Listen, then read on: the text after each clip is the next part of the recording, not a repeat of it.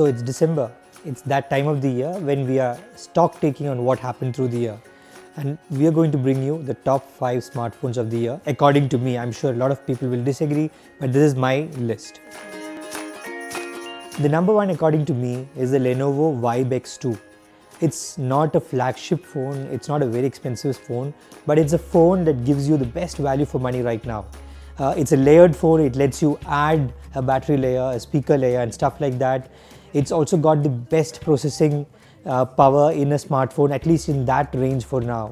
And it's got a very decent battery life, it's got a good camera. It ticks all the boxes for me. And I think that's why that's the best phone in the market this year. The number 2 slot I think has to go to the Samsung Galaxy Note 4. That is because this phone, which has been there for like 3-4 years, sort of triggered the race for the phablets, is still the most productive phone in the Android space. And just the stylus gives you so many more options which you can't have in any of the other phones. And the screen quality, the camera quality, and the amazing processing power, this is a great phone. And it's number 2 in my books. So the number 3 for me is the Sony Xperia Z3. The Z2 was launched early in the year and the Z3 was launched about 6 months later. But the Z3 sort of cleared the stuff that Z2 had left hanging. So you had amazing battery life, amazing camera, and then the waterproofing, which I think is a big pain point for smartphone users. Overall, the Z3 is a very good phone to buy because it's got great processing power, it ticks all the boxes, and is a flagship phone which you can really flaunt.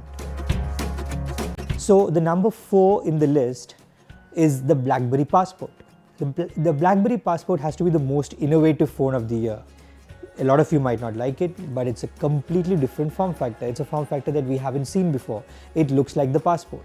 So it's got a square screen, a 1:1 ratio, which means you can read much more easily, you can work much more easier, and then it changes the way you use the keyboard because it adds a touch layer on the keyboard. Both these two things make it the most innovative phone of the year, and it is among the most productive phones out there in the market. BlackBerry, I think, gets a foot in the door again thanks to this phone. Last phone in the list was launched early in the year, around March, and it's from an Indian manufacturer. It was the Micromax Canvas Night. It was a much sought after phone, and through the year it still charges a premium in the market. It's not easily available, but it's a great phone. For that price point, Micromax was sort of the first to get that price point to the entire specs ratio perfect, and they had a sweet spot. That sweet spot has now moved on to many other phones. Micromax no longer has it, but it had the first sweet spot of the year, and that's why I think the Canvas Night was one of the best phones of the year at number 5. So through the year we saw a lot of game-changing phones. In fact, 2014 was the year in which you saw as many game-changing phones as, I've never seen so many game changers come along. So you also had phones like the OnePlus One, which bought in high-end, top-end specs at a very affordable price point. You had the Huawei Honor 6, which again did what a Vibe X did, and you had a host of other phones which sort of brought the power to the people. And that's why 2014 was a very good year for smartphones.